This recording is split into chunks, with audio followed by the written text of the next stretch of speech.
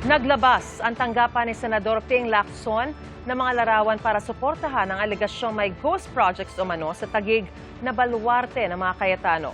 Dati nang iginiit ni Senador Alan Peter Cayetano na walang ghost projects sa lungsod. Itinanggi rin ni Cayetano ang alegasyong humihingi siya ng ceasefire kay Lacson. Saksi si Ian Cruz. Sa bangayan ni Senate Minority Leader Alan Peter Cayetano versus Ping Lacson. Huling alegasyon ni Lacson, may mga anomalya umano sa flood control at iba pang infrastructure projects sa baluarte ni Cayetano sa Taguig. Kalaunan, nakarating kay Lacson na humihingi ng ceasefire si Cayetano na sinagot niya ng ceasefire my foot. Pero at least 5 of my colleagues in the majority, inikutan niyang isa-isa at nakikiusap siya. Kung pwedeng tigil na muna, parang ganon. Walang, in so many words, ceasefire. Pero sabi ni Cayetano, hindi naman daw siya humingi ng ceasefire. Sabay inalmahan ang pagkukumpara ng mga proyekto sa Taguig sa ghost at substandard projects sa Bulacan. Yung sinabing, we are worse than Bulacan. Napakalaking, ano ba yung pondo sa Bulacan, sa isang distrito lang yon, times 5 ba? Kaso sa Taguig. Tapos sa Taguig, yung pondo, kasama naman dyan mga kalye, kasama dyan mga multi-purpose buildings, school buildings. At sa Taguig, makikita nyo, gumaganda ang buhay ng mga tao. I really don't mind the investigation. Basta patas lang.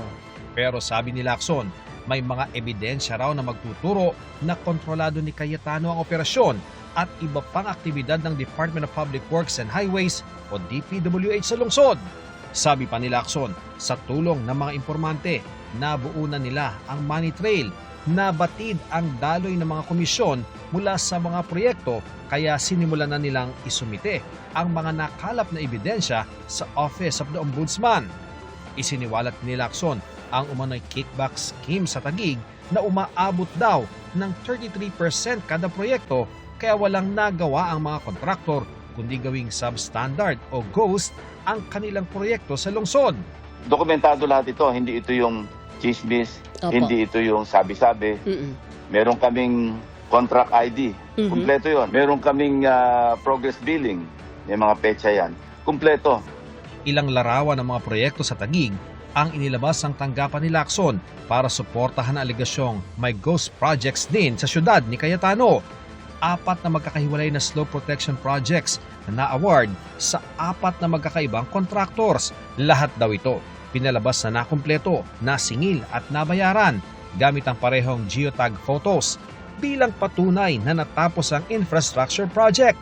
May inilabas din ang tanggapan ni Lacson na sample ng progress billing report ng 2 kontraktor na magkapareho ang litrato. Pero ang petsa ng report ng kontraktor A ginawa noong March 31, 2025, habang June 16, 2025 naman sa Contractor B. Kinocompute pa raw ng grupo ni Lacson ang kabuoang halaga ng pondo na ginastos ang proyekto dahil marami pa raw silang nadidiskubre. Sabay sabing malaki raw ang budget dahil may insertion umano sa 2025 budget si Cayetano. Malaki yung halaga. Ang na-insert niya kasi sa 2025 pa lamang na GAA, 6.795 billion pesos.